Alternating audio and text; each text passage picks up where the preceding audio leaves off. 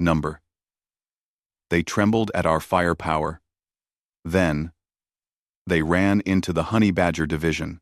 The Zephyrian fleet hung in space like silver daggers against the black void, their crystalline hulls catching starlight and throwing it back in sharp, prismatic bursts. Admiral Vex Thara stood on the bridge of the flagship Time's Eternal Dominion asterisk. Her forearms crossed behind her back as she gazed at the small blue-green world spinning lazily below them. Earth, such an unremarkable little planet, yet it had somehow managed to destroy 3 of their scout fleets. "Status report," she commanded, her voice carrying the natural authority of someone born to rule. The bridge crew, a mixture of tall, elegant Zephyrians and their various client species, moved with practiced efficiency around holographic displays that showed the disposition of their forces. 2,000 ships in formation, Admiral, reported her tactical officer, a nervous Trillic whose skin had shifted to a worried purple hue. "The humans have approximately 400 vessels defending their homeworld. Our intelligence suggests they possess crude kinetic weapons and primitive fusion missiles." Vex Thara allowed herself a small smile. 400 ships against 2,000. The humans had surprised them before. True. But that was when they had caught small scouting forces off guard. This was different. This was the might of the Zephyrian Empire brought to bear on a single world. There would be no surprises this time. "Begin the assault," she ordered. The first wave of Zephyrian ships moved forward like a silver tide, their weapons charging with an ominous blue glow. Vex Thara had seen this sight 100 times before, on 100 different worlds. Soon, those crude human vessels would be nothing but debris, and another species would learn to kneel before Zephyrian superiority. The human fleet moved to meet them, their ships looking almost primitive compared to the sleek Zephyrian vessels. Where the aliens had graceful curves and gleaming metal, the humans had angular hulls covered in armor plating and weapon emplacements. They looked like flying fortresses, built for war rather than beauty. "They're charging us head-on," observed the tactical officer with something approaching disbelief. "No tactical formations, no attempt at flanking maneuvers. They're just coming straight at us." Vex Thara frowned. In her experience, inferior species usually tried to run when faced with overwhelming odds, or at least attempted some clever stratagem. This direct approach was either brilliant or suicidal. Given what she knew of human technology, she suspected the latter. The 2 fleets collided in a storm of energy and metal. Zephyrian plasma beams lanced out, striking the crude human ships and doing far less damage than expected. Where the beams should have punched clean through the hull, they instead splashed against some kind of reactive armor that seemed to absorb and disperse the energy. "Admiral," the tactical officer's voice had risen an octave, "their armor is more effective than our projections indicated, and they're not using the weapons we expected." Vex Thara leaned forward, studying the tactical display more closely. The human ships were indeed using kinetic weapons, but not the simple railguns their intelligence had suggested. These were massive cannons that fired shells the size of small asteroids, shells that somehow managed to track and home in on their targets despite being solid projectiles. One of the human shells struck a Zephyrian cruiser amidships. The ship didn't just take damage, it folded in half like a piece of paper, its crystalline hull shattered by the sheer kinetic force of the impact. Vex Thara watched in growing unease as more of her ships began to fall to the surprisingly effective human weapons. "How are they targeting us so effectively?" she demanded. "Their technology should be centuries behind ours." "Unknown, Admiral. But their hit rate is over 90%, and each hit is causing catastrophic damage." The battle raged for 3 hours. What should have been a quick victory turned into a grinding slugfest, with human and Zephyrian ships exchanging devastating volleys at point-blank range. The humans fought with a ferocity that surprised even Vex Thara, their ships ramming into damaged Zephyrian vessels when their weapons ran dry. Their crews apparently willing to die rather than surrender. But sheer numbers began to tell. For every Zephyrian ship destroyed, 2 or 3 human vessels were reduced to scrap. The human fleet was being systematically dismantled, their defensive formations crumbling under the weight of the Zephyrian assault. "Admiral," the communications officer reported, "we're receiving a transmission from the human flagship." "Put it through." The holographic display flickered, then resolved into the image of a human male in a dark blue uniform. He had graying hair and tired eyes, but his back was straight and his voice was steady. Admiral Chen Wei of the Terran Defense Force looked every inch the career military officer. "Admiral Vex Thara, I presume," he said without preamble. "I'm Admiral Chen. I wanted to speak with you before this ends." "To offer your surrender?" Vex Thara asked, though something in the human's manner suggested otherwise. Chen smiled, but there was no warmth in it. "No. To give you a warning. You've fought well today, and you've beaten us. Your fleet will reach Earth, and you'll probably take the planet. But this is just the beginning. The beginning of your species' subjugation," Vex Thara replied coldly. "No," Chen said, his smile growing wider. "The beginning of yours. You assumed that because we're primitive, we're weak. You confused technology with capability. And most importantly, you attacked our home." Vex Thara felt a chill run down her spine, though she couldn't say why. "Elaborate threats will not change the outcome of this battle." "It's not a threat," Chen said calmly. "It's an education. You want to know how we've been so effective against your superior technology? It's simple. We cheat. While you've been perfecting your plasma weapons and energy shields, we've been perfecting the art of war itself. Every one of our shells is guided by an AI that can calculate targeting solutions faster than your ships can change course. Our armor isn't just metal. It's a reactive system that learns from each hit and adapts. And our crews?" Chen's expression hardened. "Our crews have been training for this fight their entire lives." "Impressive," Vex Thara admitted grudgingly. "But ultimately pointless. Your fleet is broken, your defenses shattered. We will occupy your world within the day." Chen nodded. "Yes, you will. And then you'll learn the second part of your education. You see, what you've been fighting today isn't our military. It's our home guard, retired officers, reservists, volunteers, flying converted civilian ships with whatever weapons we could bolt on. Our actual military?" Chen's smile returned, cold and predatory. "They're not here." For the first time since the battle began, Vex Thara felt genuine concern. "Where are they? Where are they?" "That depends," Chen said conversationally, "on where your homeworld is. Because while you've been busy conquering Earth, we've been busy conquering everything else." The transmission cut out, leaving Vex Thara staring at a blank display. Around her, the bridge crew shifted nervously, their confidence shaken by the human admiral's words. But Vex Thara forced herself to remain calm. Psychological warfare. Nothing more. The humans were trying to plant seeds of doubt in her mind. "Tactical. What's the status of their fleet?" "Less than 50 ships remaining, Admiral. All heavily damaged. We estimate complete victory within the hour." "Good. And our casualties?" The tactical officer hesitated. 730 ships destroyed or crippled, Admiral. Significantly higher than projected. 700 ships. Nearly a third of her fleet. Vex Thara tried to push down her unease.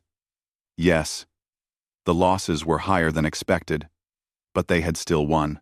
The humans were beaten, their fleet scattered. Whatever psychological games Admiral Chen was playing, they couldn't change the fundamental reality of the situation. But as she watched the final human ships fall under the concentrated fire of her remaining vessels, Vex Thara couldn't shake the feeling that she was missing something important. The humans had fought too well, been too prepared. And Chen's confidence, even in defeat, suggested knowledge of something she didn't understand. The last human ship exploded in a brief nova of light and debris. Vex Thara's fleet had won the Battle of Earth, but somehow, She didn't feel victorious. Instead, she felt like she had just walked into a carefully laid trap. On the surface of Earth below, the planetary defense networks were already surrendering. The human governments were broadcasting capitulation on all frequencies. Everything was proceeding according to plan. So, why did Vex Thera feel like she had just made the worst mistake of her life? The answer came 6 hours later, as her invasion forces were landing on Earth's surface. The communications officer, his skin now a sickly green with fear, turned from his station with wide eyes. "Admiral," he said, his voice barely above a whisper, "we're receiving reports from across the Empire. Every major fleet base, every shipyard, every command center. They're all under attack. The human military appears to have struck simultaneously across a front, spanning thousands of light years." Vex Thara stared at him in disbelief. "That's impossible. The humans barely have interstellar travel.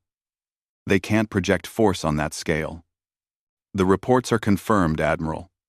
And there's more. The attacking forces. They're not using conventional ships. They're using some kind of stealth technology we've never seen before. Our sensors barely detect them until they're already firing." The tactical display updated, showing reports flowing in from across the Zephyrian Empire. Red markers appeared at dozens of locations, each one representing a successful human attack on a vital Imperial installation. Vex Thara watched her empire burning in real time, and slowly began to understand what Admiral Chen had been trying to tell her. "Get me a channel to High Command," she ordered. But even as she spoke, she suspected it might already be too late. The communications officer shook his head. "I'm sorry, Admiral. High Command isn't responding. Neither is the Imperial Palace. Neither is anyone." Vex Thara sank into her command chair, the full magnitude of the disaster beginning to dawn on her. The humans had sacrificed their home fleet, their weakest force, to draw her here, to make her commit the bulk of her military to a single planet, while their real forces struck at the heart of her empire. She had won a battle and lost a war, and somewhere in the depths of space, moving toward targets she couldn't even guess at, were the forces that Admiral Chen had spoken of. The real human military. The ones who didn't just fight wars, they won them. The Honey Badger Division was coming. The Hunters Unleashed. Captain Marcus Kane stood in the observation deck of the stealth frigate Times Silent Fury *, watching the Zephyrian military complex grow larger through the reinforced transparent aluminum viewport. The facility hung in space like a massive metallic spider, its docking arms extending in all directions to accommodate the hundreds of ships that should have been there. Should have been, but weren't. "Intel was right," he murmured to his second-in-command, Lieutenant Sarah Cross. "They really did pull everything for the Earth offensive." Cross nodded, her fingers dancing over a tactical tablet. "Skeleton crew only. Maybe 200 personnel, where there should be 3,000. And only a handful of patrol ships for defense." Kane allowed himself a grim smile. Admiral Chen's gambit had worked perfectly. The Zephyrians, in their arrogance, had committed nearly everything to what they thought would be a decisive victory over humanity's homeworld. They had no idea that Earth's defense fleet was primarily composed of reserves and volunteers, while humanity's real military assets had been scattered across known space for months, lying in wait for exactly this moment. "Signal the fleet," Kane ordered. "All ships, begin final approach. Remember the mission parameters. We're not here to destroy this facility. We're here to capture it and everything in it." The acknowledgments came back in whispers of encrypted communication. The Honey Badger Division wasn't the largest unit in the human military, but it was arguably the most feared. Comprised entirely of volunteers from Earth's various special forces units, they specialized in the kind of warfare that made other species wake up in cold sweats, asymmetric, unpredictable, and absolutely ruthless when necessary. The 30 ships of Kane's task force were unlike anything in conventional naval architecture. Built in the deep orbital shipyards beyond Pluto, they incorporated technology that humanity had developed in secret over the past 50 years. stealth systems that bent light and sensor waves around their hulls, adaptive armor that could reconfigure itself in real time, weapons that defied conventional physics. Most importantly, they were crewed by people who understood something that the galaxy's more civilized species had forgotten. Sometimes, the best way to win a war wasn't to be stronger or faster or more advanced. Sometimes, you just had to be willing to go places your enemy wouldn't. "Perimeter sensors are painting us," reported the sensor operator, a young man whose cybernetic implants glowed softly in the dim light of the bridge. "But they're not getting a solid lock. Stealth systems are holding. Good. Weapons? All systems green. Rail cannons loaded with penetrator rounds. Missile tubes ready with nanoswarm munitions. Close combat systems primed and ready." Kane nodded. The honey badgers didn't rely on the massive siege weapons that other human units favored. They were precision instruments, designed to strike fast, hit hard, and disappear before the enemy knew what had happened. Today, however, they weren't disappearing. Today, they were making a statement. Begin the attack. The first salvo came without warning. One moment the Zephyrian facility was floating peacefully in space, its automated systems running routine maintenance cycles. The next, it was under assault by weapons that shouldn't have existed.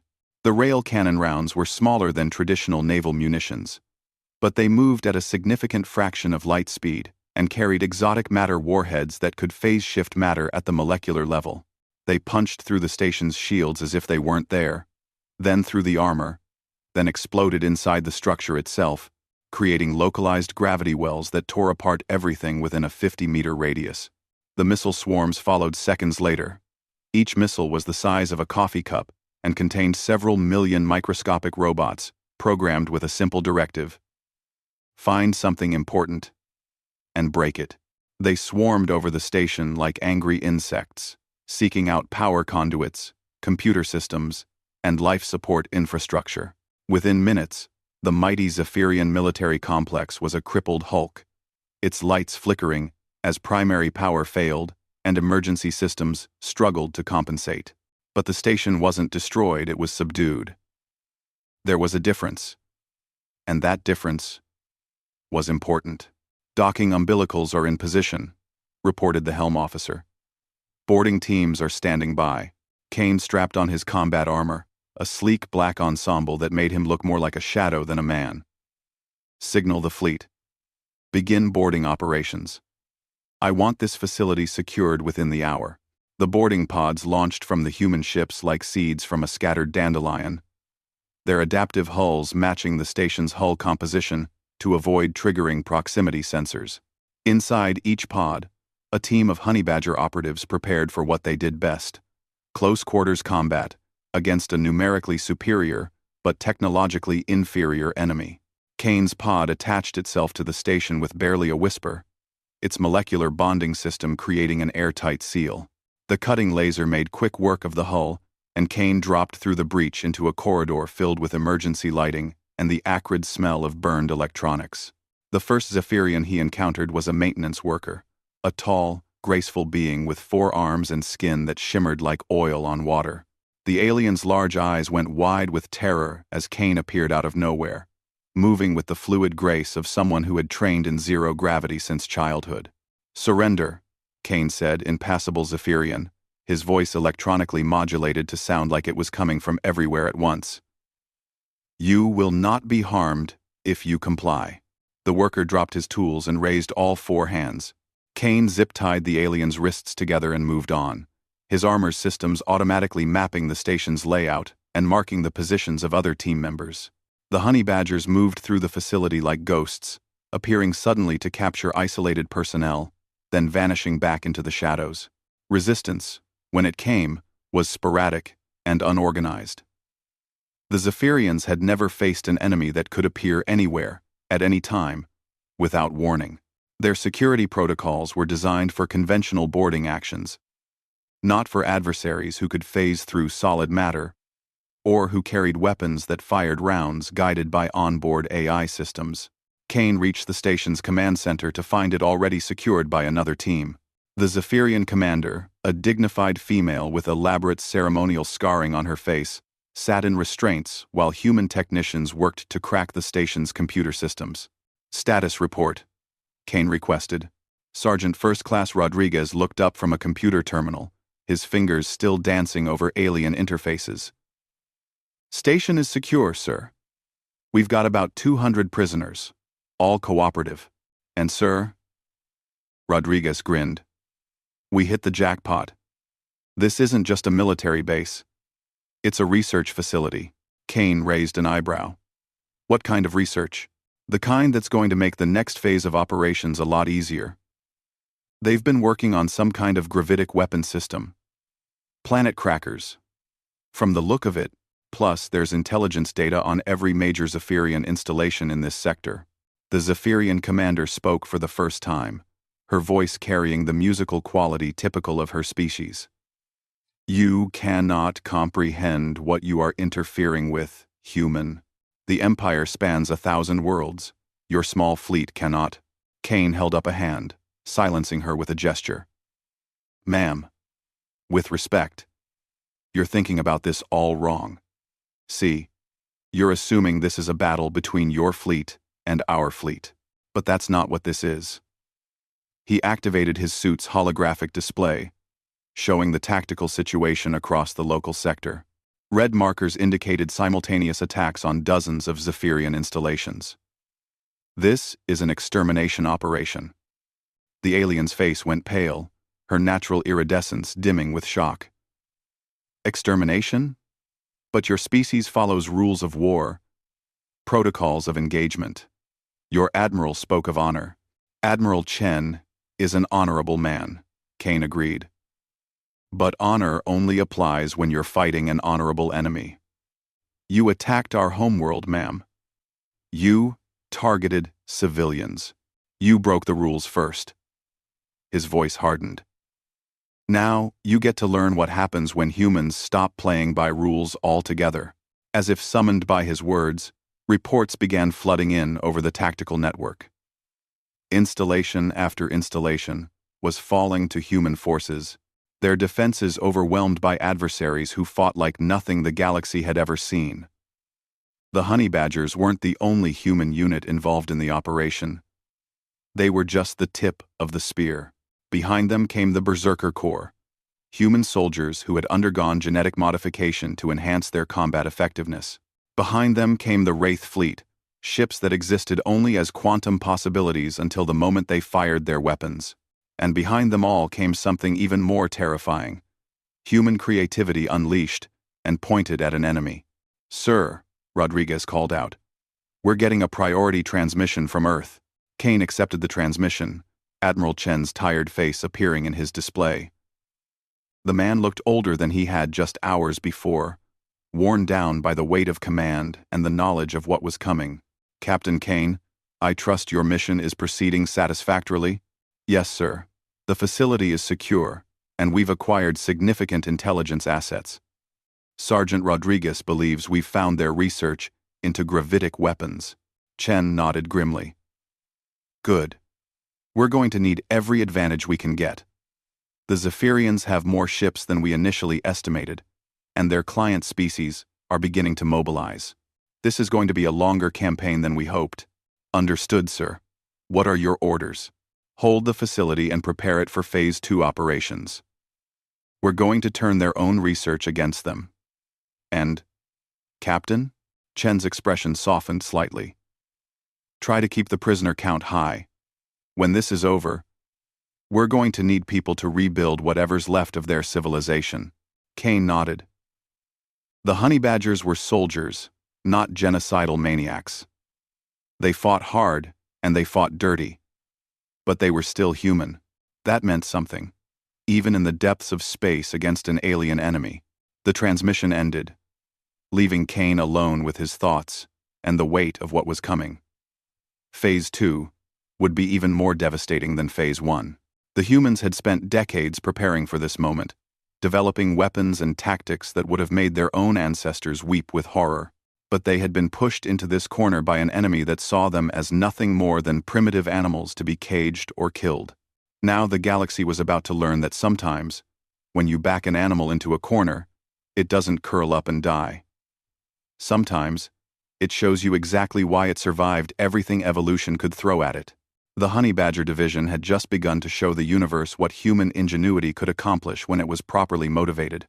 And across known space, other human forces were preparing to demonstrate that humanity's true superpower wasn't technology or tactics. It was the simple, terrifying willingness to do whatever it took to win. The Zephyrians had wanted to see human firepower. They were about to get a much more comprehensive demonstration than they had bargained for. The price of arrogance. Admiral Vex Thera had once commanded fleets that could reduce entire star systems to cosmic dust. Now she commanded a single, crippled ship fleeing through the darkness between stars, carrying the last refugees of what had once been the greatest empire in the galaxy. The Time's eternal dominion times bore scars from a dozen different battles. Her crystalline hull patched with alien metals and jury-rigged systems that barely functioned. Her crew of 3,000 had been reduced to barely 300, a mixture of Zephyrians and the few client species who had remained loyal when the Empire began to crumble. "Report," she said wearily, settling into the command chair that had once been a throne of absolute authority. Now it felt more like an electric chair. Each piece of bad news another volt of current through her failing resolve. Her tactical officer, one of the few original bridge crew still alive, consulted his displays with the mechanical precision of someone who had given up hope. "Long-range sensors detect no pursuit, Admiral." "The humans appear to have broken off their advance." Vex Thara nodded, though she felt no relief. The humans hadn't stopped chasing them because they'd lost track. They'd stopped because there was no point. What remained of the Zephyrian fleet posed no threat to anyone. They were refugees now, not conquerors. "What's the status of our destination?" "The Kepler station should be just ahead, Admiral. If it's still there." The qualifier hung in the air like a death sentence. 3 months ago, the Zephyrian Empire had controlled 12,000 star systems. Today, Vex Thara wasn't sure if they controlled 12. The human advance had been unlike anything in galactic history, not the slow, methodical conquest of a superior force, but something far more terrifying. It was extermination, disguised as warfare. The worst part was how clinical it had been. The humans didn't seem to hate their enemies or take pleasure in their destruction. They simply identified threats and eliminated them with the same efficiency they might use to debug a computer program. There was no malice in it, just an absolute commitment to victory that made every other species' concept of warfare look like children playing with toys. "Admiral," the communications officer called out. "We're receiving a transmission. It's from the Kepler station. Put it through." The holographic display flickered to life, revealing the face of Station Commander Yithlok, an elderly Zephyrian, whose ceremonial scars had been augmented by newer, less decorative wounds. His expression was grim. "Admiral Vex Thara, I had hoped the reports of your survival were true. Commander, what's the status of the station? We're alive, but barely. The humans struck us 6 weeks ago. Different units than the ones that hit the core worlds. These called themselves the Honey Badger Division. They didn't destroy the station, Admiral. They captured it, stripped it of anything useful, then left.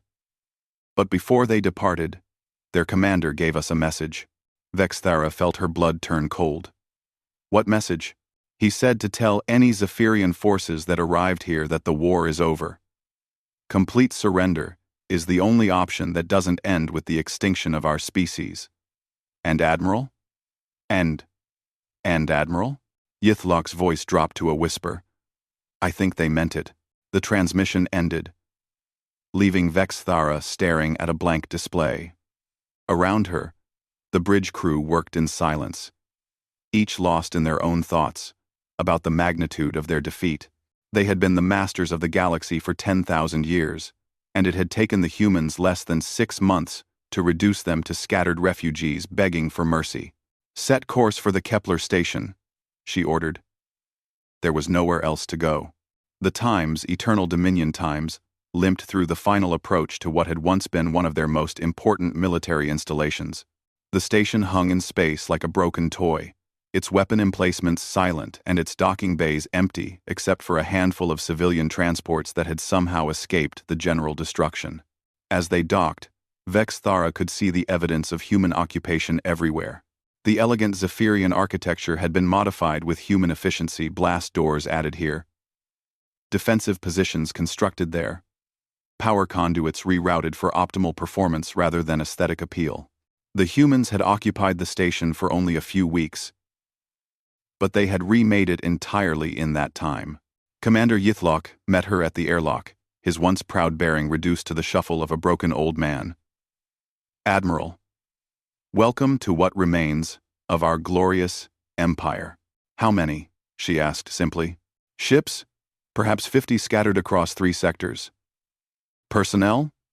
Maybe 10,000, if we count the civilian refugees." He paused. "Of course.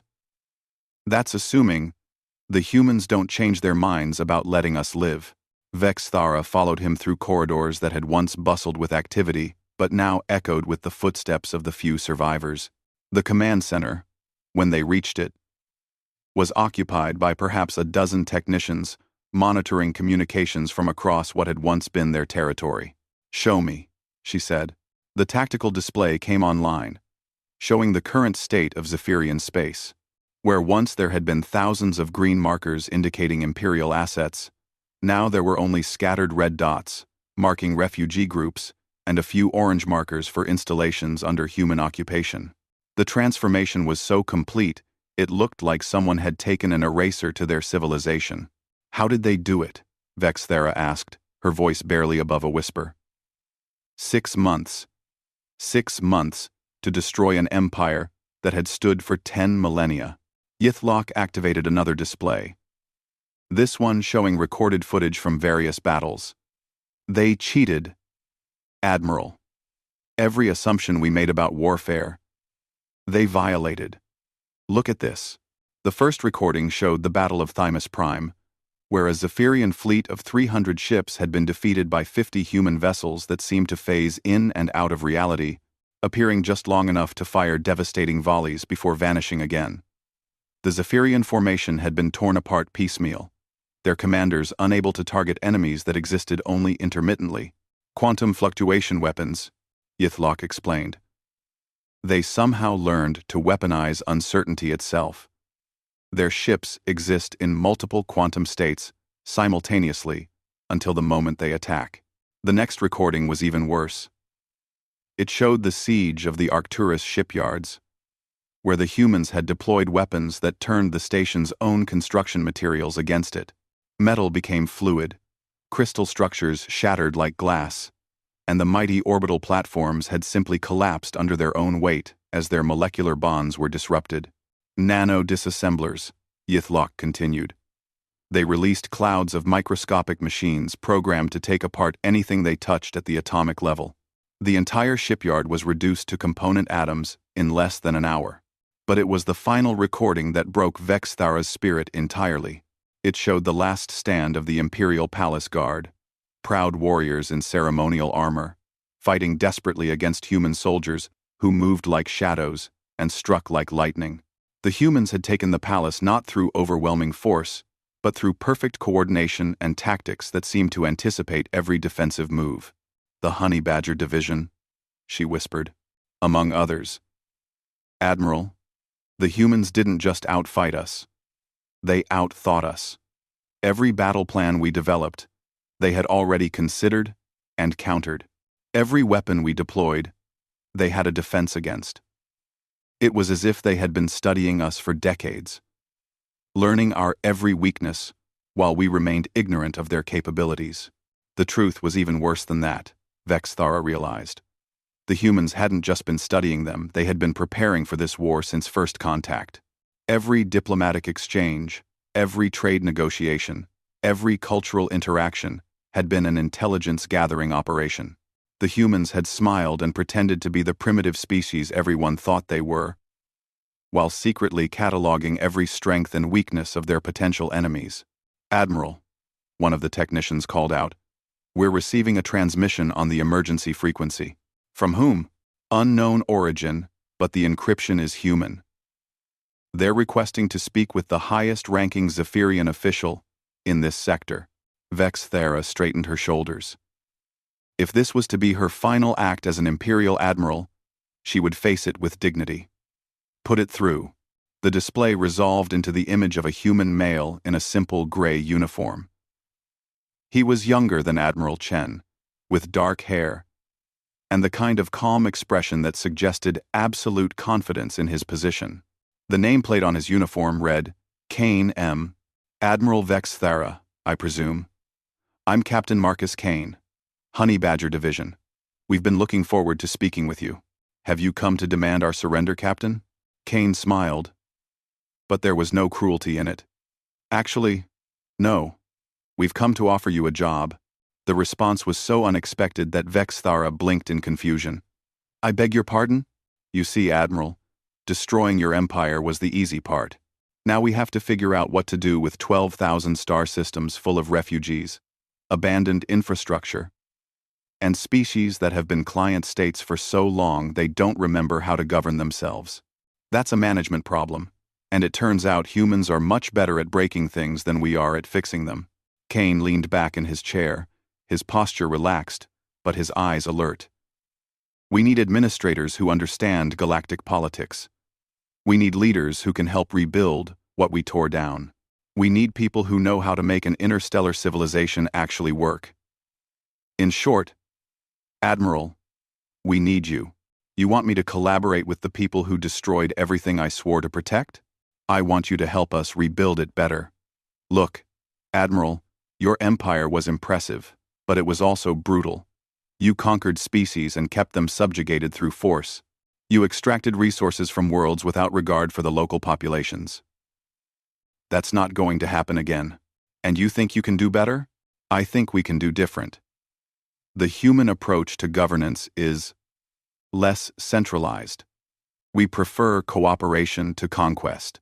But we're going to need help implementing that philosophy on a galactic scale. Vex Thera stared at him for a long moment. What would you require of me? Help us establish regional councils made up of representatives from each species. Help us set up trade networks that benefit everyone involved, not just the dominant power. Help us build something that can last without requiring constant military intervention to maintain. And in return, your people get to live. More than that, they get to participate in building something better than what came before. The alternative, Kane shrugged. Well, the alternative is that we leave everyone to figure it out for themselves. And based on what we've seen so far, that's not likely to end well for anyone. Around the command center, Vex Thera could hear the whispered conversations of her surviving staff. They were discussing the offer in urgent, hushed tones, and she could sense their desperation. These were people who had once commanded fleets and governed worlds, reduced to refugees dependent on the mercy of their conquerors. But Kane wasn't offering mercy. He was offering partnership. It was a distinction that spoke volumes about the human approach to victory. They didn't want to rule the galaxy. They wanted to reorganize it. I will need time to consider your offer, she said finally. Of course. But Admiral, don't take too long. We're implementing new governmental structures across captured territory, and we'd prefer to have experienced administrators involved in the process. The longer you wait, the less influence you'll have on how things develop. The transmission ended, leaving Vex Thera alone with her thoughts and the weight of a decision that would determine not just her own fate, but the future of her entire species. Around her, the remnants of the Zephyrian Empire waited for her to choose between pride and pragmatism, between the glory of the past and the possibility of a future. Outside the station, human ships moved through the darkness between stars, not as conquerors now, but as guardians of a new order they were still learning how to build. The Honey Badger Division had won their war not just through superior firepower or tactics, but through an understanding that true victory meant creating something better than what you destroyed. The galaxy would never be the same. But perhaps, Vex Thera thought, as she stared out at the stars, that wasn't necessarily a bad thing. The humans had shown them the price of arrogance. Now they were offering to teach them the value of cooperation. The choice, as it always had been, was theirs to make.